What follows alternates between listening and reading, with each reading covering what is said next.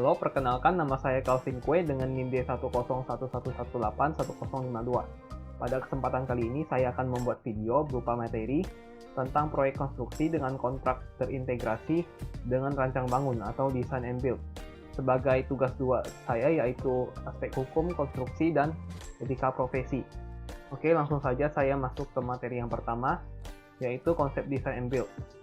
Rancang bangun atau design and build merupakan kontrak konstruksi pekerjaan yang berhubungan dengan pembangunan suatu bangunan di mana penyedianya memiliki satu kesatuan tanggung jawab perancangan dan pelaksanaan konstruksi. Bersumber dari PUPR tahun 2020. Rancang bangun ini berbeda dengan metode konvensional, di mana pengguna jasa tidak perlu menyiapkan detail engineering design atau DED, melainkan hanya menyiapkan basic design saja. Hal yang menarik lainnya adalah masa pengadaan atau procurement stage yang dibutuhkan pengguna jasa itu lebih pendek. Dalam metode tradisional atau konvensional, seringkali ditemukan banyak masalah timbul, terutama dalam mengalokasikan tanggung jawab antara perencana dan kontraktor. Jika hasilnya cacat, maka hal tersebut bisa disebabkan kelemahan desain atau kesalahan konstruksi. Nah, apakah seluruh pekerjaan konstruksi dapat menggunakan metode rancang bangun? Dapat dilihat dari sini pada tabelnya, ternyata ada kriteria khusus untuk melaksanakan pekerjaan konstruksi dengan menggunakan metode rancang bangun ini, yaitu pekerjaan yang kompleks dan mendesak. Kriteria tersebut harus dituangkan dalam bentuk justifikasi teknis sebelum suatu pekerjaan konstruksi diputuskan untuk dimulai dengan metode rancang bangun. Saya akan membacakan kriteria dari pekerjaan kompleks. Yang pertama yaitu mempunyai resiko yang tinggi, yang kedua yaitu memerlukan teknologi yang tinggi, yang ketiga menggunakan peralatan yang didesain khusus, yang keempat memiliki kesulitan untuk didefinisikan secara teknis terkait cara memenuhi kebutuhan dan tujuan pengadaan, yang kelima memiliki kondisi ketidakpastian yang tinggi. Adapun kriteria dari pekerjaan mendesak yaitu yang pertama, secara ekonomi dan atau sosial memberikan nilai manfaat lebih kepada masyarakat. Yang kedua yaitu segera dimanfaatkan. Yang ketiga yaitu pekerjaan perancangan dan pekerjaan konstruksi tidak cukup waktu untuk dilaksanakan secara terpisah. Manfaat dari design and build. Yang pertama dari sisi integritas, yaitu bergabungnya fungsi perencanaan dengan pelaksanaan sehingga memudahkan koordinasi.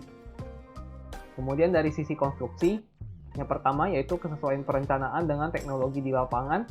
Yang kedua, konflik atau perbedaan interpretasi antara perencana dan pelaksana dapat diselesaikan lebih awal. Yang ketiga, perencana pada setiap tahap mendapat masukan dari pelaksana. Yang keempat, perencana sudah mempertimbangkan kerumitan yang akan timbul di lapangan. Adapun rancang bangun dapat memotong jalur birokrasi dan komunikasi antara perencana dan pelaksana, sehingga menghemat waktu dan biaya pada praktiknya, sehingga memberikan nilai tambah bagi pengguna jasa dalam perencanaan pengadaan barang dan jasa secara lebih ekonomis, efektif, dan efisien. Kemudian, perbandingan kontrak konvensional dengan kontrak integrasi pada design and build. Yang pertama, untuk konvensional yang menggunakan harga satuan, adanya masa perencanaan dan masa pelaksanaan yang terpisah, sehingga memerlukan waktu yang lebih panjang. Untuk yang terintegrasi atau design and build, masa perencanaannya masuk ke dalam masa pelaksanaan. Jadi langsung tumpang tindih atau paralel. Yang kedua, untuk konvensional, perhitungan desain berupa perencanaan dengan mengambil satu sampel kemudian dijadikan sama atau seragam. Untuk terintegrasi, perhitungan desain dapat segera disesuaikan dengan kondisi pada lapangan. Yang ketiga, untuk konvensional, desain arsitektur belum tentu sesuai dengan kondisi saat pelaksanaan. Untuk yang terintegrasi, desain arsitektur dapat segera diterapkan di lapangan. Yang keempat, untuk konvensional, perhitungan volume adalah hasil nyata di lapangan yang dinyatakan dalam dimensi atau panjang, lebar, dan tinggi. Untuk terintegrasi, perhitungan volume didasarkan atas output berupa titik atau buah. Yang kelima, untuk konvensional, akan terjadi pekerjaan tambah kurang yang memerlukan administrasi pekerjaan. Untuk yang terintegrasi, tidak ada pekerjaan tambah kurang. Semua menjadi resiko dari kontraktor.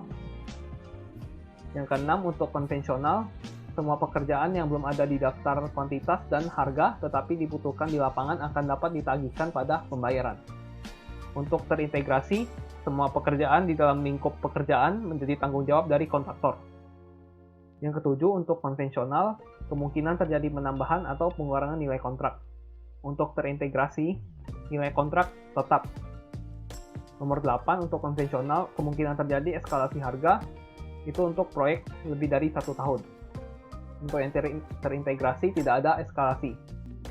Sekarang saya akan menjelaskan tentang kontrak lump sum.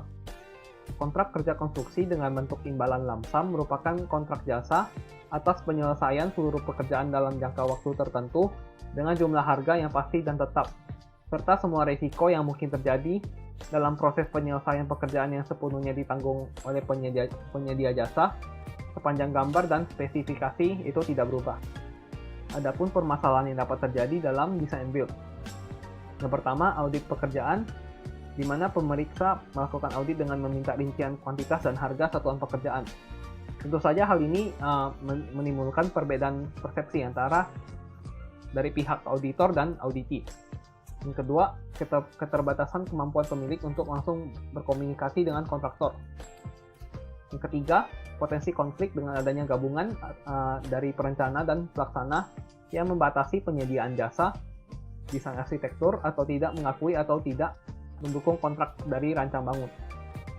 Adapun sejak tahun 2020, pemerintah menambahkan bahwa jenis kontrak pembayaran dalam design build dapat berupa lump sum atau gabungan dari lump sum dan harga satuan. Nah, dengan adanya pilihan dari dua jenis kontrak tersebut, diharapkan tidak ada perdebatan kembali mengenai cara audit di kemudian harinya nanti. Demikian presentasi dari saya. Terima kasih atas perhatiannya.